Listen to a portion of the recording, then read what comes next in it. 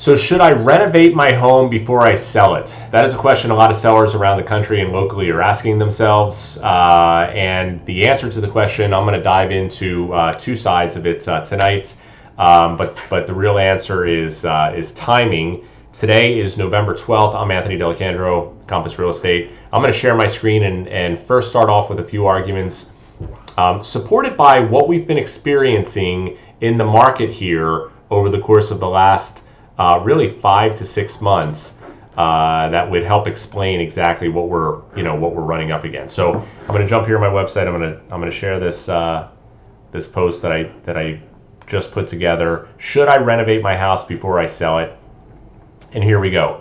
Short answer: based upon market conditions over the course of the last 6 months, probably not. Right? The reality is we are dealing with the historically most competitive seller's market than we've ever experienced, which was the result of enormous buying demand, particularly at entry level, combined with a lot of buying demand of buyers moving into what is being coined as Zoom towns and areas that are either second home communities or areas within 1 to 2 hours of major city metros. So along the southern New Jersey shore community, we're seeing enormous demand.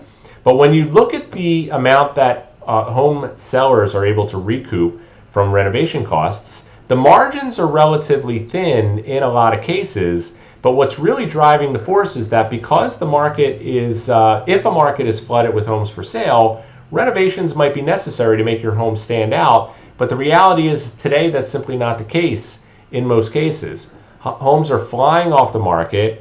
Right? In September, 71% of homes were sold in less than a month, and the average number of homes had 3 offers on them. So, which means in today, there's such strong demand and there's such low inventory, sellers are able to put their homes on the market, and in a lot of cases, they're getting multiple offers without needing to separate themselves from competition because there just isn't any competition.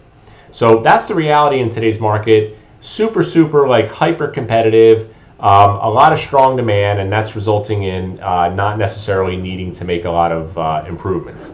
Now, that being said, there's also arguments to be made for making certain improvements that are going to be viewed as more appealing to today's buyers who are willing to pay high premiums for homes that are absolutely turnkey and look like the kind of homes we see on some of the popular shows on HGTV and Bravo. And so that being said, I'm going to share another little program and some content again about how we can make some advice on improvements.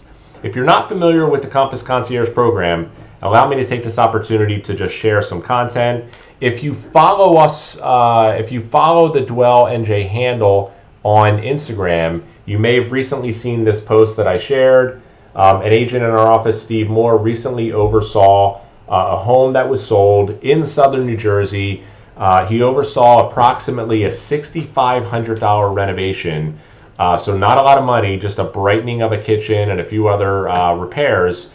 And the seller ended up netting over $20,000 more than he had estimated the home was going to sell for prior to making those repairs. So we can certainly give advice in some instances where house is really needed and can end up netting a much greater number. There are details on the Concierge program, which is basically a program in which we can loan the money to make improvements to homes with no cost, no interest, no fees of any kind, just simply the money that's loaned to make the improvements on the home gets paid back when the home is sold and goes to settlement, with the goal, of course, to sell the home for significantly more than we sold it for, or than it would have sold for without the improvements. So there's an outline on the site, which I'll include a link to, that shows exactly how the program works and what we can actually, what we would have to do to transform your home into a higher net sales price. So plenty of questions here that can answer. The last thing I'm going to share here is what are the types of repairs and improvements that are getting the highest ROI.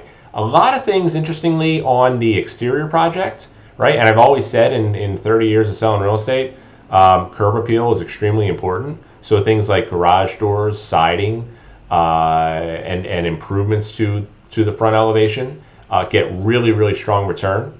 And then when you're inside the house, obviously the things that we know are the most important components, like kitchens, bathrooms, etc.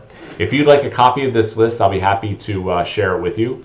But I think the net result, or the really story here, is that simply, we're dealing with a hyper competitive market, and sellers are going to make out better than they probably even imagined in today's market. But if you're really looking for advice on maximizing what to do and how to end up with the highest net return, the best advice, I think, is to just talk to a professional. And I hope by providing this kind of content, you'll agree that's the best advice, and the best in overall market intelligence you're going to find is right here on this website. So obviously I'm biased.